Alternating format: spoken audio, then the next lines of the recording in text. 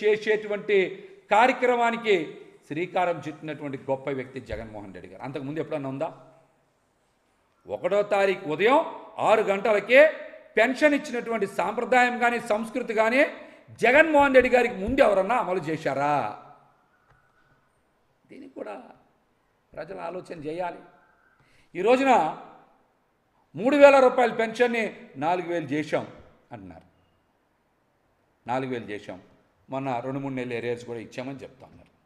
మీరు పంపిణీ చేయడానికి వాలంటీర్స్ లేకపోతే పెన్షన్లు ఆగినాయి అంటున్నారు. మరి ఎవరిచ్చారు పెన్షన్లు? ఎవరిచ్చారు? సచివాలయ సిబ్బంది ఇచ్చారు. మీరే కదా చెప్పారు, సచివాలయ సిబ్బంది ఇచ్చారు. ఈ రాష్ట్రంలో 15,000 సచివాలయాల్ని 1,40,000 సచివాలయ ఉద్యోగస్తుల్ని నియామకం చేసింది ఎవరు? నిర్మించింది ఎవరు? జగన్మోహన్ రెడ్డి గారు కాదా?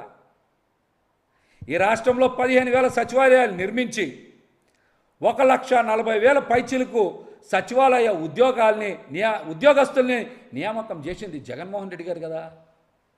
ఆ వ్యవస్థని మీరు ఈరోజు ఉపయోగించుకొని పెన్షన్లు పంపిణీ చేశారన్నటువంటి వాస్తవాన్ని మరుగున పరచాలనే ప్రయత్నం చేస్తున్నారు. అది ప్రజలు ఎప్పటికీ మర్చిపోరు. ఈ రోజున జగన్మోహన్ రెడ్డి గారు ప్రవేశపెట్టినటువంటి పెన్షన్ పథకం అమలు విధానాన్నే కూటమి ప్రభుత్వం కూడా అమలు చేస్తుంది. అంతే తప్పించి ఇందులో కొత్త ఏమీ కూడా లేదు.